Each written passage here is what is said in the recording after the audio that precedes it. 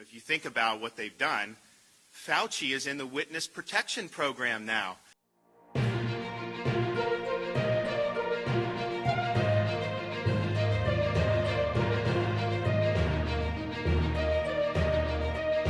They don't want him out.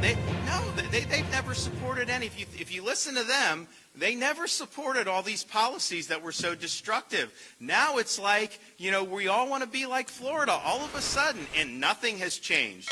There's been no change in the underlying science. The ineffectiveness of those policies was apparent long ago. The destructiveness of those policies was apparent long ago. And they were the ones that were dipping their nose into Florida's business last summer, saying that 2-year-old kids needed to be forced masked when they leave the house, saying that school children had to wear masks for 8 hours a day. Now they act like that was something they didn't support, and they're saying that you don't do it. They actually said 2 weeks ago that everyone at the speech had to have an N95 mask. Then they changed it. How did the science change in 2 weeks? It changed. It didn't change. They changed that because they knew it would be a terrible visual to have all these people there suffering in mass, socially distant, while the rest of the country is out living their lives. And so I'm glad that I think it was because of politics.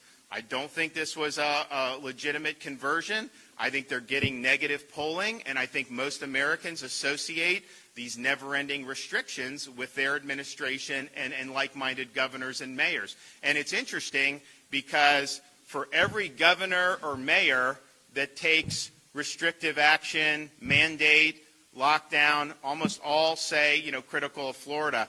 How many of them end up on vacation in Florida over the last year and a half? And there's a lot that many of you know, but I can tell you there's even more that haven't been made public because people tell me these things because, they work at like a, resort, and they're like, wait a minute, if I was working in their state, I'd have been shut down, and yet they come down here and they're enjoying all this stuff. So I'm glad that they have pivoted off of it. I think it's been really damaging, and I think you're going to continue to see problems with what we're seeing with some of the school children, how they were treated in a lot of these different parts of the country. I mean, can you imagine, like, you're in Chicago or Los Angeles or some of these places, and you can't get your kid in school for the entire year last year? Or you'd go in one day a week, and then forget about all the mitigation once you're in school. But that is a huge, huge thing. That's going to have huge ramifications far into the future, and they were responsible for doing that.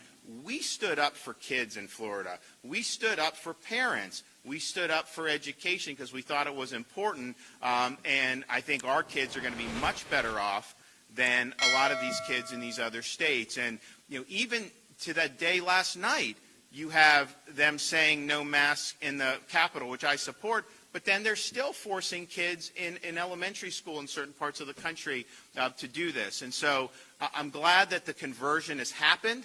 I don't think it's necessarily genuine. I think it's more driven by political science. But here's, I think, the stakes for just people in Florida and throughout the country. Once we get through that midterm election, I think people that are of that mindset will probably look to clamp down again.